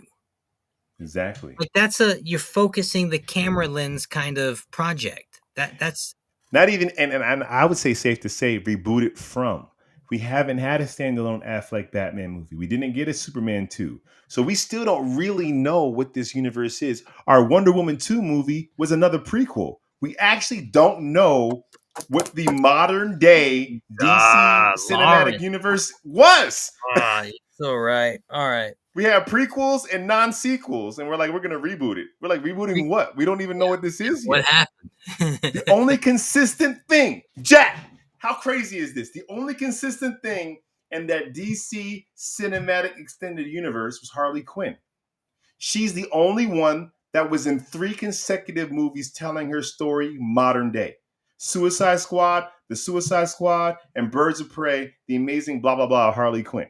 She's the only one that like you can through line her in modern day. Not prequels, modern day. Is that true? Margot Robbie had like 3 movies in this universe. You think that's why they're talking about bringing her back? I mean, they said they're bringing her back. That's what they said. I'm like, And you're like, well, yeah. I mean, yeah. I would say James knows this. James doesn't need help, but you don't cast a Harley Quinn until you cast a Joker first. First and foremost. All right, so I don't know if we got to the point of this, and I don't know if we can fix it to make it better. Do we really think that cutting their budgets in half is the solution? I don't know, but it might be. Do we really think better marketing angles would help? Probably. It would also help. Some of them were fun, Connie. Not all them Harley movies were fun. Not all. I think one was fun. The one James Gunn did. Though, if ticket prices were even $5 cheaper, I'd go to the theater a lot more. I think most people would. I got the my buddy for Christmas gave me a movie pass, and I had the original movie pass. I'm part of the reason why that business went bankrupt the first time around. I was like, how is anyone making money? Dude, I was going daily. So I have the new version of the movie pass, and it's great. It's nice to have it. But it's also really frustrating because the way it works is you get a point system. And I'll tell you some of it does roll over, but so if you're in California or like New York, it's about 57 points or something to watch a film, and your card gets 70 something points per month. And so you can kind of only watch one movie. You can watch one movie a month with your movie pass. Mm-hmm. So it's a wash.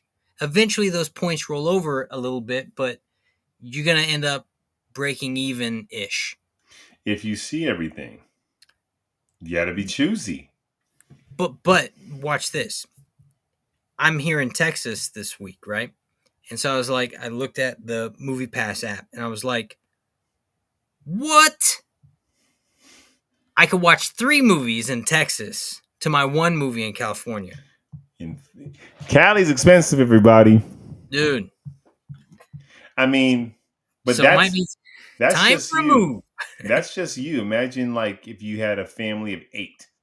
Yeah, but cost of living and what your wages you're making are different. If I were living here, I'd be making less money doing what I do. But the cost of living versus how much you make, the disparity is still too great. Like even if you live in another state, it's still it doesn't balance out. Gas here is like $2.50, $2.70. It's still Yeah. $5-6 in California. That's what I'm saying. Even in California, we're not making significantly more to justify how expensive things are. It's not like we're making 50% more than the people in Texas. That's why things cost 50% more. And we're making like maybe 15% more, and things still cost 50% more. You know. It's wild. I don't But know how to. last question here. Pick 3 box office flops to really. We already did that. I would say I would just go forth and say the only flops I feel like deserved it, Mm-hmm. and it's not because they're bad movies. It's because I would say Indiana Jones, Which could have been so good. and Mission Impossible. I feel like those trailers showed people exactly what the movie was, and they chose not to go. I'm not saying they were Mission Impossible was bad. I'm saying they literally marketed it. They did. They marketed the movie well. They marketed exactly what the movie is, and I think the audience said no. I think the problem with the Mission Impossible movie was 2 things. The only thing selling that Mission Impossible movie was Tom Cruise And riding his people motorcycle said off the cliff. no. Well, we also saw the stunt. Yeah. We saw the stunt. And in the other Mission Impossible movies, we knew the stunt existed,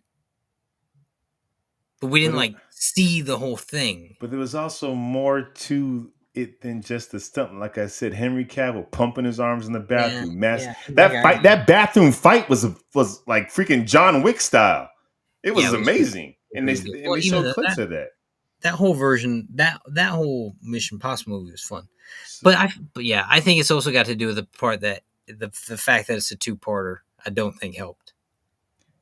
Maybe I feel like Marvel's Blue Beetle. Well, this is why I say that.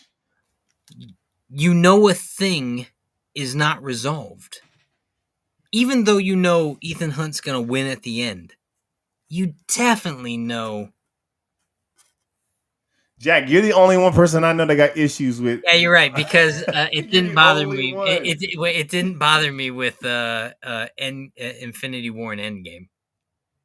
Which worked out really good with that because you saw them lose. But here's my thing. Here's my thing, and you disagree with me probably, but I don't feel like Endgame and Infinity War was a 2-parter.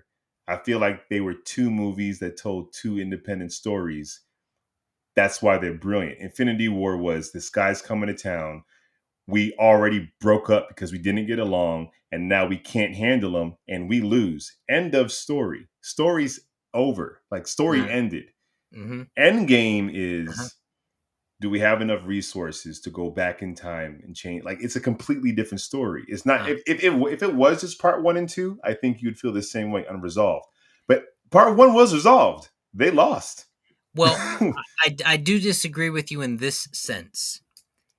If you watch most superhero content, wait, hold on, real quick. There we go. You want me to agree, or you do agree? You want me to agree, or you agree? Either way, I'm right. All right, I'll finish my thought then. The reason I would disagree a little bit, like a soft disagree, is because when you look at the arc of part 1 and 2 of the Infinity Saga, it's the same formula that happens in every superhero movie. The superhero or heroes fight the big bad and usually lose to get stronger to fight the big bad again and win. And in part 1 and 2, they fought the big bad and lost to get stronger, regroup, and fight the big bad again and win. So it's the same arc played out. It is, but here's what's different. It Here's is. what's Let's leave it at that. Come on. And that's the end of the show. Wait, Good hold night, on. ladies and gentlemen. Good. Hold on. Hey, I don't care what the people have spoken. Here's the problem. They already had. You got one person comment. I'm always listen. It already had an all is lost moment within the movies. They already had that. So when Thanos was like, "You should have went for the head, you lose," it felt like it resolved the first story. It felt like this chapter's closed. They lost. It didn't feel like, will they get out of this? Tune in next time. That's what you don't like. That's what Mission Impossible was. What's Ethan going to do now? Find out next year. This was like, holy crap. Yeah, they lost. And they didn't have a plan to do anything. Like, they didn't come up with a plan to change things till later in Endgame. So it was almost, they lost without a hope. It was done. Yeah. It was good, man. That's it. Hey, for some reason you like parts. But I feel like people didn't care about Tom Cruise on this motorcycle. And people didn't care about Harrison Ford. You know, the on this first horse. time I really didn't like parts is Matrix 2 and 3. Well, that because those were unresolved. 2 was unresolved. Like massively. It was like, I don't like even Back to the Future. Like, I don't necessarily care for cliffhangers, but it won't make me not go. No. But Back to the Future didn't let you know it was a cliffhanger. If you remember, it just said to be continued afterwards. I'm like, what? Yeah. Okay. But hey, listen, I think the other movies maybe should have flopped, maybe should have not have flopped. There's a lot more moving parts. I do feel like the audience just collectively said no to Indiana Jones and Mission Impossible. They're just not interested. Well, here's something that's seems to be true. Nostalgia alone cannot sell your content right now. It can't, especially if it's nostalgia where it's like decades in between. It can't. Because who's the nostalgia for? Us? Would you say Mission Impossible was operating off of nostalgia though? No. Mission Impossible, I'd say, was operating off the fact that it's a Tom Cruise film doing what every other Mission Impossible movies have done. So if you liked them, you'll like this. Come check it out. And for some reason, people said no. I don't know why. They said Which no. is funny because he just like smashed the box office with a big nostalgia movie, the Top Gun sequel. That timing was everything, man. People were ready to go to the movies. They were ready to leave their house. But it was not to say it wasn't going to make that money, but you also haven't seen it. We can't even talk. That movie was enjoyable. I can talk about the marketing, which was the whole marketing was, we're not going to put this on television. We were going to wait for the right time because you deserve to see it in the theaters. Like, they made it an event. Yeah. But Tom Cruise makes things an event. But by Mission Impossible, we're like, we don't care. We got Guardians 3. We got Spider-Verse. There's a lot to take our attention. And the audience said no. That's it. That's all I got, Jack. I don't know what you want from me. That's all I got. Oh, how about some recommendations? Recommendations, baby. Let me change the icon. Chris usually does this part, but he's watching Taylor Swift. He'll tell you he's watching the Super Bowl, but he's really watching Taylor Swift. And no hate. I'm a Swiftie. That girl is fire. That woman is fire. Was it too much for a watch and repeat? Talk about Mission Impossible. I don't know, Connie. It worked every other time. So it'll probably work the next time. And you know why it will probably work the next time? Because the content will be resolved. No, I don't think that's why people don't care about that, Jack. They care about, is it action-packed? Is there a love interest that I care for? And a bad guy I'm scared of? That's all they care about. And go Taylor Swift. Yes. Recommendations. Shake it off. Recommendations. Yo, so we're talking about flops and bombs at the box office and whether the films deserved it or not. And I want to go over a couple films that were a flop in the box office that found a cult following and has become a household name. Did you know that Willy Wonka and the Chocolate Factory was a flop? The original one? The original with Gene Wilder was a flop in the box office when it first came out. Wow. It wasn't until later it took on cult status, and to the point where now generations later we would have never even assumed it. Blade Runner was a flop at the box office. Yeah, it was because I think Blade Runner was ahead of its time. It was ahead of its time, and this might go to marketing. It was still marketed as a run-of-the-mill sci-fi movie too. So people didn't see what was special about it, and a lot of it went over people's head, probably who did go see it. Yeah. But then it found cult status. Yo, Fight Club. It didn't technically bomb, but it didn't. Its budget was like 60 million, and it made 100 internationally, which is not what their expectations was. But it's because the Fox executives didn't like the movie. They didn't like what the movie actually was. So all the marketing was just guys fighting in the street, not what the movie was actually about. So it only geared towards that 20 to 50-year-old male demographic, when the movie as a whole is way more enjoyable than just, hey guys, you want to fight. So in its video release run is where it made like the hundreds and hundreds of millions of dollars. Really? But they screwed up the marketing. Scott Pilgrim vs. the World was a straight up flop with a budget of 60 million, earned 47. Flop. Cult status. Scott Pilgrim was a fun film. It was great. I think people just wasn't ready. Regular folk don't know about anime enough to appreciate live action anime. Hocus Pocus was a flop. Budget of 28 million. Only made its budget was 28. It made 45 million, but I think they were expecting a movie with Bette Midler, and this is a Halloween film that it should have grossed like 80 million. But then, that video release, Iron Giant flopped. Its budget was 70 million, and it only made like 23 million. The cartoon. The cartoon, but like it's a lovable, nostalgia thing. Oh, and your favorite movie, Princess Bride. Oh, I didn't have that. Did that flop too? Princess Bride was flopped, and it was because they didn't know how to market this thing. Is it an action film? Is it a romance film? Is it a comedy film? And the answer was yes, yes, yes. It's all these things. It flopped. It had a huge cult following afterwards, and now it's still does. Clue was the same way. Clue flopped. Really? You know what's crazy? Even with the board game? I think people didn't know what to make out of this movie. Just kidding. Yeah. But you know what's crazy about Princess Bride? They probably wanted boys and young men to see it so much that they didn't advertise what it was, which is a fairy tale. This is a fairy tale. And a good fairy tale has all the fighting and the swords and the swashbuckling. But that movie is about Wesley trying to get to his girl. The whole movie was about him trying to get to this girl. Or Fred him. Savvy. Yeah. It's a fairy tale. It's a wonderful fairy tale. And you know what else flopped? Hook did not do well. And was critically panned. No pun intended. And I have no idea. I loved that movie as a kid. I don't know. I guess you weren't ready for an emo adult Peter Pan, but I loved it. Well, that was around the time Robin Williams was just playing kid characters. It was great. It was great. I don't know. And I was going to say Big Trouble in Little China.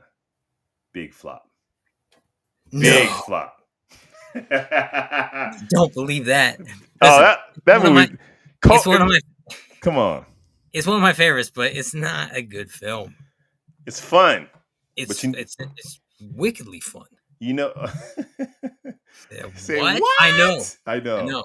It's one of my favorites. Stardust. I've never seen Stardust. Oh yeah. Well, that's Cox. Daredevil. I've never seen it. It's good. I would say it's akin to like The Golden Compass, which also did not do well. And that film was great. Constantine was good. Constantine was a flop. But Constantine has found its market after the fact. Which everything I'm saying, this whole list are movies that did. So my point is, if something's a flop, it doesn't mean it's bad. So Yeah. you make the decision yourself. Don't follow what Twitter's saying. All these movies we mentioned in our debate are streaming somewhere. Check them out if you haven't seen them. Some of them are better than you. Blue Beetle, I would say, is a great family superhero movie. If you don't want to see The Flash, I understand. But if you're a DC fan, I think it's worth a watch. The Marvels, I think it's a great family film, especially if you have daughters, even sons. It's a fun family film. It's on the level of Blue Beetle, I would say. Is Constantine getting a sequel? Keanu Reeves said he wants it. Yep. But it's rumored to have a sequel. Yeah. I in the mean, works. get that sequel going and make it. Give the license to Netflix so you can get Sandman in there. Fans attacked Constantine originally because he's not a Brit and he's not got, the hair for it. He wasn't the character. He wasn't the character. He is the multiverse version of Constantine. Yeah, right. Since you have a multiverse. He's not Constantine at all, but the film itself is really good. And he's actually really good casting for it. Yes. Are you about to get in trouble? Sponsorship. We're being sponsored. Howard the Duck. Best attempt at greatness. That was a failed attempt, bro. You can't have ducks sexing up grown women. Hey! Howard the Duck was great, man. Howard the Duck, I guarantee you it don't hold up. Oh, no. It's also not really even the character. Howard the Duck's a detective. He's not a detective in this content. They did to Howard the Duck what they did to He-Man. I don't even care if they filed the source material. There's probably just some movies in the 80s you shouldn't make. In the 80s, you shouldn't make it. You should, because look at Ninja Turtles. I know. That's fair. Yeah. All right, let's wrap this up, man. Let's not hit You wrap it up. It's an hour. Oh, yeah, you're right. All right, well, ladies and gentlemen, thanks for joining us as we talked a lot of geek content. We'll be back next week. We're back every week, apparently. Sundays. If a duck can't sex it up, what can sex it up? Yep, true that. Laugh out loud. Ha, ha, ha. This is turning into... Yeah, okay. Let's get out of here. All right, well, tune in next time. Like, comment, subscribe. If you actually are enjoying this, you can check us out on Instagram. We're on Twitter. Not on Twitter. We are on TikTok, pretty sure. Excellent show, as always. Thank you very much. We're 2 brothers down, but we managed to make something happen. And somehow we managed to ramble for 2 hours. You know we was going to do it, Jack. If anyone was just going to talk about nothing. We basically we had our phone call in public. We're the wrong combination. If you see me and Chris, me and Rich, Jack and Chris, Jack and Rich, it's like, oh, it's going to be a shorter show. Our show. If you see me and Jack, don't just look because there's just 2 of us. It's going to be a shorter show. What's funny about it is I was trying to keep it pretty quick too. I was like, maybe we get done. And I'm like, can't, because I'm going to keep talking. I'm going to keep everything you say. Lawrence and I got a 20-year track record of just over talking. All right. Yes. And I don't even like long phone calls. So, Lawrence, it's been fun chatting. Anyone who watched it, hope you enjoyed. Catch us next week. And that's the show. Peace.